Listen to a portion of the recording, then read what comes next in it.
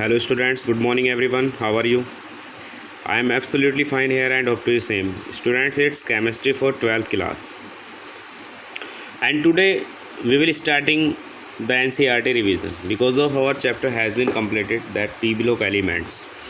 अब आज इसका रिवीजन हम स्टार्ट कर रहे हैं। तो यहाँ पर देखिए आपको मैं पहले ही इन्फॉर्म कर देना चाहता हूँ कि हमारे सिलेबस के अंदर हमारे पास ग्रुप 16 है, ग्रुप 17 है, ग्रुप 18 है। तो आज जो हम यहाँ पर रिवीजन करेंगे, देखिए एनसीईआरटी का एक्सरसाइज आई थिंक दैट के 2 डेज़ चलेगा। आज और कल की क्लास में एनसीईआरटी एक्सरसाइज ही आपका चलना है। तो ग्रुप 16 में आपका ऑक्सीजन है, सल्फ़र है और सेलेनियम है और टेल्यूरियम है और पोलोनियम है। जबकि यहाँ पर फ्लोरीन है, क्लोरीन है, ब्रोमीन है, आयोडीन है और एस्टेटिन है। जबकि इधर हीलियम है, नियोन है, आर्गन है, क्रिप्टोन है, जीनोन है और रेडोन है। तो देखिए आज हम बात करेंगे केवल इस ग्रुप से रिलेटेड जो भी इंपॉर्टेंट क्वेश्चंस यहाँ पर हो सकते हैं हम उनके बारे में हम बात करने वाले हैं। जैसे देखिए एनसीईआरटी रिवीजन यहाँ पर चल रहा है, ओनली जो अच्छे अच्छे क्वेश्चंस हम उनके बारे में बात करेंगे। तो यहाँ पर एक क्वेश्चन आपके लिए आ जाता है कई बार, list some sources of sulphur के कुछ सोर्सेज की लिस्ट बनाइए। तो देखिए सल्फ़र के जो कुछ सोर्स हैं तो उनके बारे में आपको बता दूं कि सल्फ़ेट्स हैं कुछ और कुछ सल्फ़ाइड्स हैं। तो इन सबको अलग अलग हम सेपरेट करके इनको सबको लिख सकते हैं। तो बात करते हैं, लेकर के चलते हैं आपको सल्फ़ेट्स की तरफ। जैसे सबसे पहले मैं आपको बता देना चाहता हूँ Epsom salt. Okay, Epsom salt that is MgSO4.7H2O। इस तरह से जिप्सम CaSO4.2H2। इस तरह से बेराइट फॉर्मूला BaSO4, ये लीजिए।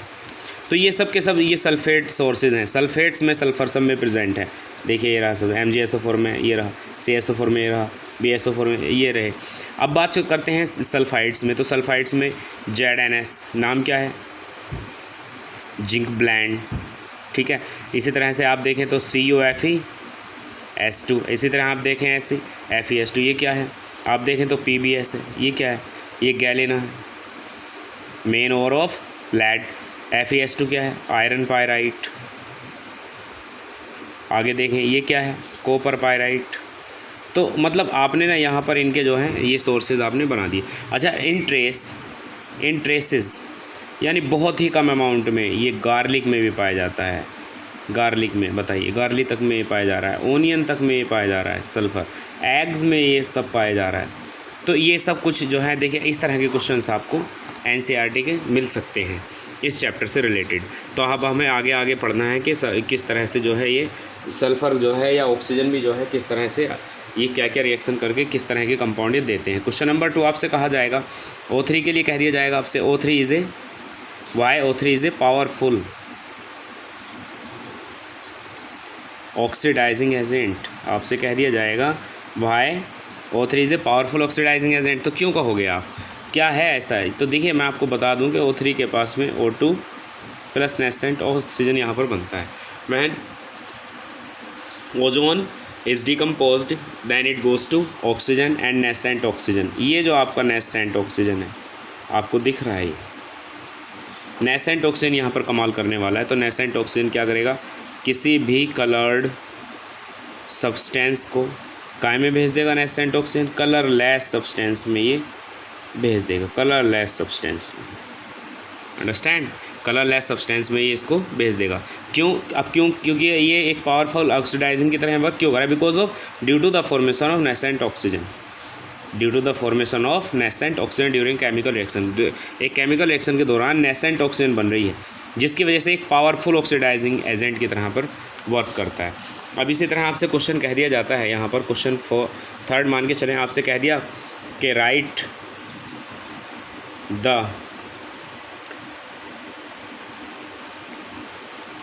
Hydrides of group 16 in the increasing order.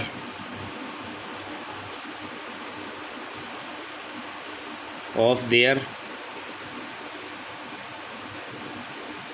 Thermal stability, ये कह दिया जा सकता है आपसे।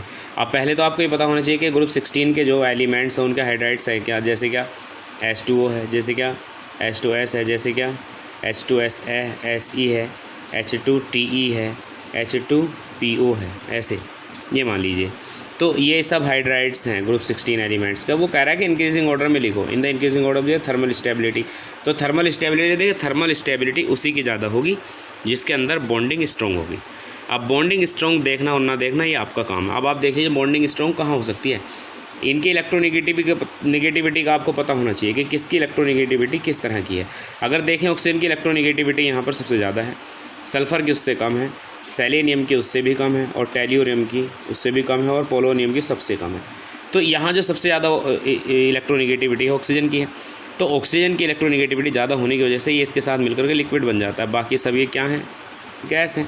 तो जाहिर सी बात है थर्मल स्टेबिलिटी का जो सही ऑर्डर होगा वो ये होगा, यानी सबसे ज़्यादा जो इसको ब्रोक करने के लिए जो इसकी जो तोड़ने के लिए सबसे ज़्यादा एनर्जी की जरूरत पड़ेगी वो वाटर को पड़ेगी। बाकी ये तो सब गैस हैं, ईजिली टूट जाएंगी, ईजिली ब्रोक हो जाएंगी। बट H2O को ब्रोक करने के लिए यहाँ पर आपको ज़्यादा एनर्जी वेस्ट करनी पड़ेगी। So the thermal stability of H2O is maximum here. इस तरह से आप इसको कर सकते हैं। और भी यहाँ पर आपके लिए बहुत सारे क्वेश्चन गए हैं। देखिए अगर मैं आपको बता दूँ, यहाँ पर आपसे क्वेश्चन कह दिया गया कि H2S is gas while H2O is liquid,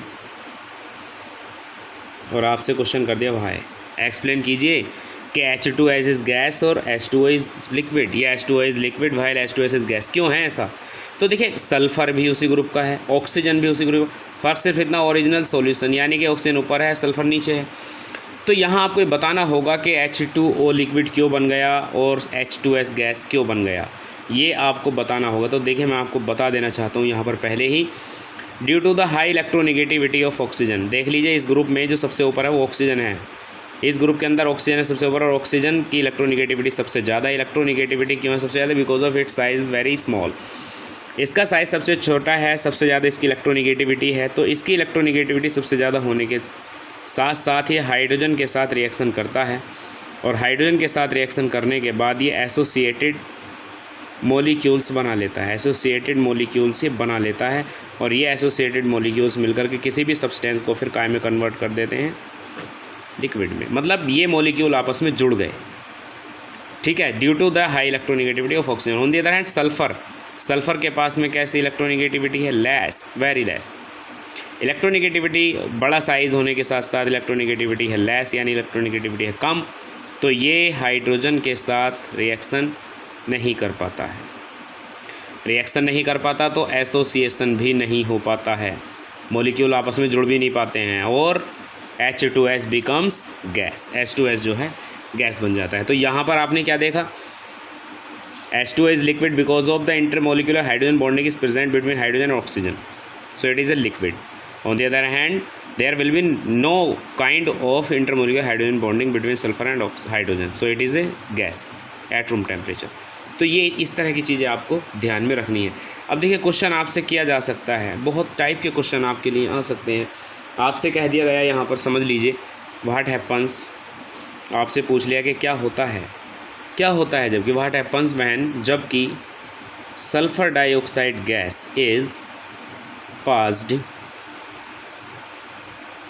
through the aqueous solution of Fe3 ions. आपसे ये कह दिया गया, सवाल कर दिया क्या होता है जबकि what happens when SO2 gas is passed through the aqueous solution of Fe3 ions. Fe3 ions के सॉल्यूशन में जब एक्वस सॉल्यूशन, जब सल्फर डाइऑक्साइड गैस पास की जाती है, तो आप इसको अलग अलग करके लिख सकते हो।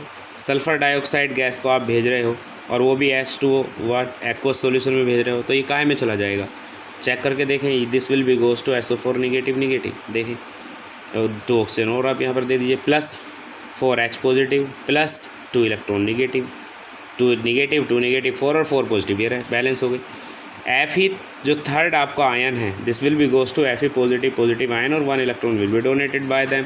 अब इस इक्वेशन को आप ऐड कर दीजिए, ऐड करने के बाद आपको क्या मिलेगा, Fe3 ion is react with sulfur dioxide gas with aqueous solution, then SO4 negative 4H positive plus Fe plus और +3 इलेक्ट्रॉन। तो आप इसमें ये देखेंगे कि यहाँ जो आपके फेरिक आयन था, जो फेरिक साल्ट था, जो भी था, ये Fe3 ion goes to Fe second ion. When sulfur dioxide gases passes through the aqueous solution of Fe third ion. जब Fe थर्ड आयन के aqueous solution sulphur dioxide gas pass की जाती है तो ये फेरस आयन में यानी Fe++ ion में कन्वर्ट हो जाता है। तो आप इसको इस तरह से भी लिख सकते हैं। और भी हमारे पास में बहुत सारे क्वेश्चंस हैं हमारा जो वेट कर रहे हैं। एग्जाम्पल के तौर पर आपसे क्वेश्चन कर दिया गया, यहाँ पर क्वेश्चन नंबर 6 आपसे कह दिया गया कि हाउ विल यू